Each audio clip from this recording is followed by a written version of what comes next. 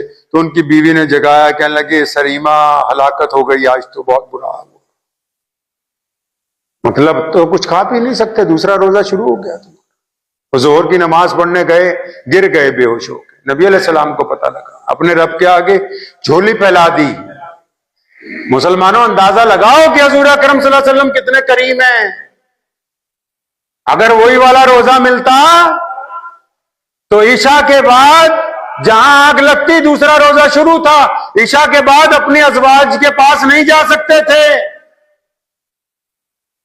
ایک صحابی ہیں، وہ چلے گئے، بہت غریب تھے، نبی علیہ السلام کے پاس آئے۔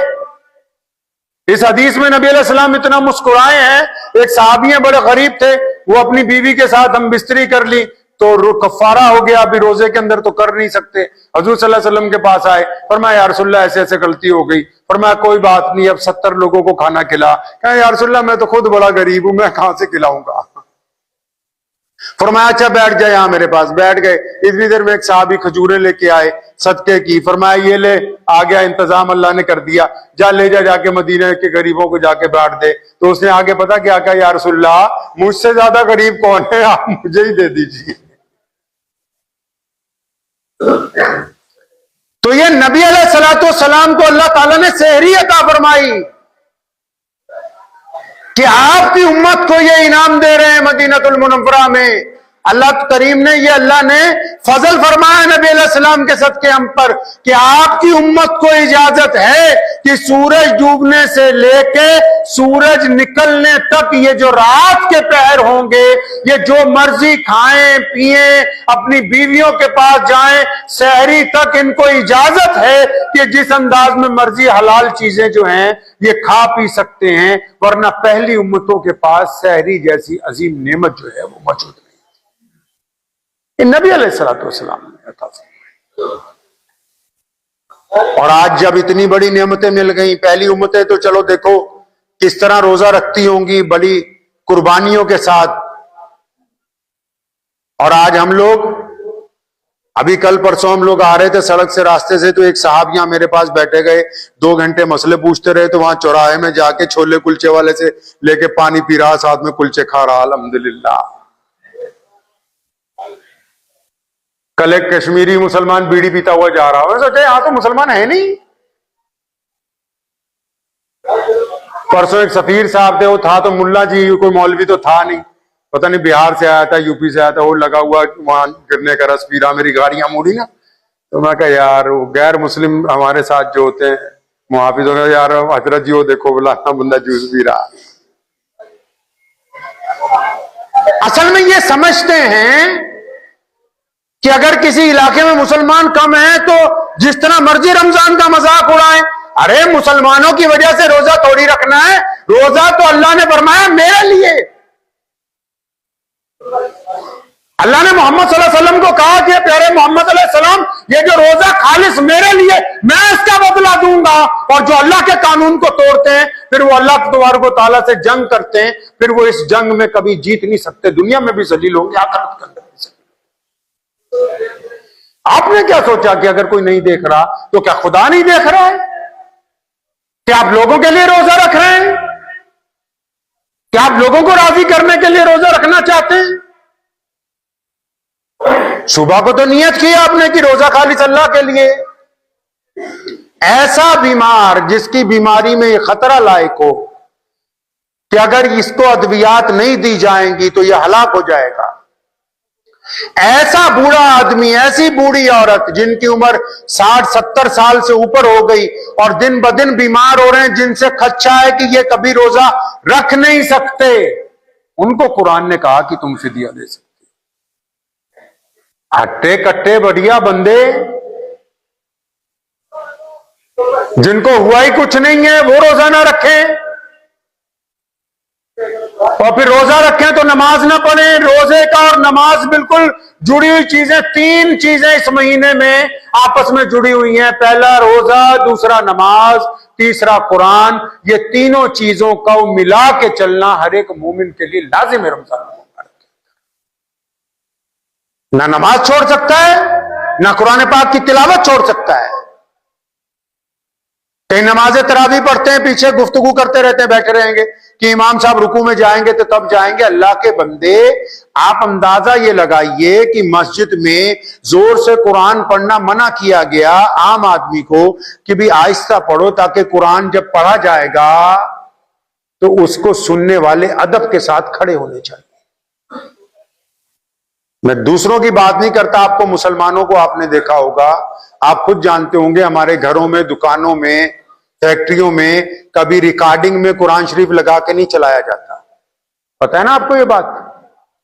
ہمارے ہاں پوری دنیا میں مسلمان ریکارڈنگ لگا کے قرآن پاک کی اپنی دکان پہ، فیکٹری میں چلاتے نہیں ہیں کبھی۔ کیوں؟ یہ اللہ کا کلام ہے، جب یہ سنایا جائے گا تو پیچھے ہاتھ باندھ کے ادب کے ساتھ کھڑا ہونا لازم ہے، ادب کے ساتھ کھڑا ہونا لازم ہے۔ ادھر امام تراویح میں قرآن سنا رہا ہے، ادھر پیچھے تم ویسے گپے مار رہے ہو، پتہ نہیں کہ خدا کا کلام سنایا جا رہا ہے، اللہ تبارک و تعالیٰ کا قرآن سنایا جا رہا ہے، ادب کے ساتھ کھڑے ہو جاؤ۔ نہیں کھڑے ہو سکتے، تمہاری کوئی ضرورت نہیں اسلام کو، کوئی منت کر کے نہیں تمہیں لایا گیا مسجد تک۔ اپنے آپ کو گنہگار کرنا ڈبل، یہ سمجھ لینا کہ بھائی ہم روزہ رکھیں یا نہ رکھیں لوگوں کو پتہ نہیں لگے گا۔ ارے لوگوں کو پتہ لگے یا نہ لگے، اللہ کو تو پتہ لگ رہا ہے۔ اللہ تو آپ کے دل کے حالات کو جانتا ہے کہ آپ روزہ رکھ کیوں رہے ہیں۔ کئی روزہ ہی نہیں رکھتے، افطاریاں کرواتے پھر رہے ہیں۔ یا ہمارا گھر دیکھ لو، آؤ ہمارے افطاری ہے، دعوت ہے جی، روزانہ افطاریوں کا میلہ لگ رہا ہے۔ اللہ کے بندے، کبھی افطاری کے ساتھ نماز مغرب کی بھی کوئی پابندی کی جا رہی کہ نہیں کی جا رہی؟ اور مغرب کے فوراً بعد جو لوگ افطار کرنے آ رہے ہیں، یہ تراویح میں بھی پہنچیں گے کہ نہیں پہنچیں گے؟ کوئی محمد رسول اللہ صلی اللہ علیہ وسلم کی سنتیں بھی رمضان میں ادا کی جائیں گی کہ نہیں؟ کہ سارے رنگ ڈھنگ ہم وہ اپنائیں گے جو ہمیں اچھے لگتے ہیں؟ اس بات کو ذہن نشین کیجئے کہ رمضان پیارے محمد علیہ الصلوۃ والسلام کو اللہ نے عطا فرمایا، تو اس مہینے میں کوشش یہ کرنی ہے کہ جس طرح نبی علیہ الصلوۃ والسلام روزہ رکھتے تھے اس طرح روزہ رکھا جائے۔ تو اتنا زیادہ کھا رہے ہیں سحری میں، کئی تو اتنا کھا رہے ہیں کہ صبح 8 بجے اٹھنے کے بعد اپنا مسئلہ کھڑا ہوا ہے کہ بھی ڈکار آ رہے ہیں، کیا کریں، اب کدھر جائیں تو کیا ہو سکتا ہے کیا نہیں ہو سکتا ہے۔ کم کھائیے، رمضان زیادہ کھانے کا نام نہیں ہے۔ رمضان اپنے آپ کو نیکی کے اندر ڈھالنے کا نام، رمضان اچھا انسان بننے کا نام، رمضان غریبوں کی مدد کرنے کا نام۔ رمضان تو صرف کھانا کھانے کا نام ہے کہ بھی ہم کتنا زیادہ کھا سکتے ہیں، نہیں بھائی، دوسروں کو کھلانے کا نام رمضان المبارک بھی ہے۔ صدقہ جاریہ سمجھ کے ہمارے نبی علیہ الصلوۃ والسلام صلی اللہ علیہ وسلم خود بعد میں کھاتے تھے، دوسروں کو پہلے کھلاتے۔ ہم لوگ پہلے خود اپنا انتظام دیکھتے ہیں، پھر دوسروں کو ملے یا نہ ملے اس کے اوپر ذکر بعد کے اندر کیا جاتا ہے۔ بندہ وہ نہیں ہے جو خود ہی کھاتا رہے، بہترین انسان وہ ہے جو اپنے کھانے سے پہلے دوسرے مستحق لوگوں کی، ضرورت مند لوگوں کی بھی ضروریات کا جو ہے وہ خیال رکھنے والا۔ اللہ تبارک و تعالیٰ نے کتنا خوبصورت موقع عطا فرمایا ہے۔ آپ اندازہ لگائیں، کبھی اس دین کے بارے میں، ایک میں غیر مسلم صاحب کی تقریر سن رہا تھا، تھی تو وہ اسلام کے مخالف، لیکن انہوں نے جو گفتگو کی، انہوں نے کہا بھی ان کے اندر جو کچھ بھی ہے وہ بڑا ڈسپلن میں ہے، وہ اس میں کچھ دائیں بائیں جانے کا کوئی رستہ نہیں ہے۔ دیکھیے نماز پڑھتے ہیں تو اس میں قاعدہ قانون ہے کہ کوئی بغیر امام کے اٹھ نہیں سکتا۔ روزہ کتنے ڈسپلن کی بات ہے کوئی ایسا نظام کائنات میں؟ اللہ تعالیٰ فخر محسوس کرتے ہیں فرشتوں کے سامنے کہ دیکھو میرا بندہ وضو کر رہا ہے، وہ منہ میں پانی لے رہا ہے، لیکن وہ اس بات کا خیال رکھتا ہے کہ میرا پانی حلق سے نیچے نہ چلا جائے، جبکہ کوئی اس کو دیکھنے والا نہیں ہے اس عمل کے دوران۔ اللہ فخر محسوس کرتے ہیں اپنے بندے پر کہ دیکھو وہ اکیلا ہے لیکن پھر بھی گناہ سے رکا ہوا ہے۔ تو ہم ان بندوں میں شامل کیوں نہ ہو جن پر اللہ فخر محسوس کرتے ہیں؟ اللہ کسی پر مسکرا دیں, کسی پر فخر محسوس کریں, پھر تو اپنی دنیا بنانے میں لگے ہوئے ہیں, دوسرے کی آخرت بنانے میں لگے ہوئے ہیں. جیسے ہی سلام پھیریں گے کسی بھی نماز کا, تو دو چار جو بیچارے فرشتہ نما نمازی ہوتے ہیں وہ پوری منڈی پیچھے گھما کے دیکھیں گے کون کون آیا کون. بھائی اللہ تعالیٰ نے رجسٹر تیرے ہاتھ میں پکڑا رکھا ہے, اپنی دنیا بنا رہا ہے, دوسرے کی آخرت کے چکر, دوسرے کی آخرت بنانے میں لگا ہوا کہ اس کو نماز آتی کہ نہیں آتی. بھائی پہلے اپنی آخرت بناؤ, آخرت اپنی بناؤ, پہلے اپنے آپ کو دیکھو کہ ہم کہاں تک کھڑے, کہاں کیا کر رہے ہیں. رمضان خود احتسابی کا بھی تو نام ہے. دیکھیے کتنا خوبصورت اللہ تبارک و تعالیٰ نے نظام بنایا. حکم دے دیا کہ اتنے بجے کھانا پینا بند, تو پوری دنیا کے مسلمان اتنے بجے کھانا. کوئی ہے ایسا نظام کائنات میں؟ حکم دے دیا اتنے بجے کھائیں پیئیں گے تو بس اتنے بجے کھانا شروع کریں. ہر چیز رمضان کی ڈسپلن کے اندر. مسجد کا نظام وہ بھی ڈسپلن میں کہ کوئی بات نہیں کر سکتا آپس میں, کوئی زور سے قرآن پاک نہیں پڑھ سکتا. امام بولے گا سب لوگ اس کی بات سنیں گے, امام نماز پڑھائے گا سب لوگ اس کی اقتدا کریں گے, امام رکوع میں جائے گا تو ہم رکوع میں جائیں گے, امام سجدے میں جائے گا تو ہم سجدے میں جائیں گے. اس سے بہترین بات اور کیا ہو سکتی ہے کہ ہمیں ایک ایسا دین اللہ کریم نے عطا فرمایا جس کی تمام باتیں, جس کا تمام نظام جو ہے وہ بہترین ڈسپلن کے اندر ہے, ایک باقاعدہ ترتیب کے اندر ہے, جس میں بد ترتیبی جو ہے بالکل بھی نہیں موجود. تو اس رمضان کا فائدہ اٹھائیں گے نہیں انشاءاللہ؟ اٹھائیں گے انشاءاللہ. نہیں, روزہ جن لوگوں نے نہیں رکھا وہ بھی رکھیں گے انشاءاللہ. روزہ رکھیں, یہ نہ سوچیں پنجاب میں کام کرنے آئے ہیں کوئی دیکھ رہا ہے نہیں دیکھ رہا, اللہ پکڑ لیں گے. اللہ تعالیٰ کو پتا ہے کہ اس کے پرجے سارے ٹھیک ہیں پھر بھی روزہ نہیں رکھ رہا یہ. اور کئیوں نے نیا کام شروع کر لیا, کوئی جمعے کا روزہ رکھنا ہے جی, پھر اتوار کا روزہ رکھنا ہے, کیوں باقی دن کوئی معاف ہو گئے ہیں. ہمیں اس لیے اندازہ ہو جاتا ہے نا, افطاری میں پتہ لگ جاتا ہے روز, اس سے اندازہ ہو جاتا ہے ابھی کہ کون کون سے دن زیادہ لوگ آ رہے ہیں, کون کون سے دن کم لوگ آ رہے ہیں. سیدنا امام حسین رضی اللہ تعالیٰ عنہ کی ایک بات یاد آ گئی, سنیے. کچھ واقعات ہیں اگلے جمعے اللہ نے چاہا انشاءاللہ سناؤں گا, لیکن یہ بات سنیے. سیدنا امام حسین رضی اللہ تعالیٰ عنہ کو کسی نے جا کے پوچھا تھا کہ حضرت امام صاحب رمضان کریم کا اگر ایک روزہ چھوٹ جائے تو اس کتنے روزے رکھیں کہ اس کے برابر ہو جائے گا؟ چاہے عذر کی وجہ سے چھٹا ہو, چاہے بیماری کی وجہ سے چھٹا ہو, یا کوئی گناہ ہو گیا ہو. تو ان سے پوچھا بھی, آپ نبی علیہ الصلوۃ والسلام کے نواسے کہ بھی ایک روزہ اگر رمضان کا چھوٹ جائے تو ہم غیر رمضان میں کتنے روزے رکھیں کہ اس ایک روزے کے برابر ثواب ہو جائے. تو کیا فرمایا حضرت امام رضی اللہ تعالیٰ عنہ نے؟ فرمایا پترا, رمضان کا اگر ایک روزہ چھوٹ جائے نا, ساری زندگی روزے رکھتا رہے, ساری زندگی روزے رکھتا رہے, اس ایک روزے کے برابر ثواب نہیں پہنچ سکتا. ساری زندگی جب تک تو زندہ ہے روز روزہ رکھ, وہ جو رمضان کا ایک روزہ تو نے چھوڑ دیا تھا نا, یہ اس کے برابر پہنچ ہی نہیں سکتا, کیونکہ اللہ نے کہا رمضان میرا ہے, اس کا اجر میں دیتا ہوں. اب وہ جو تو نے ایک بہترین موقع کھو دیا, وہ دوبارہ اس موقع جو ہے وہ حاصل ہونے والا ہے.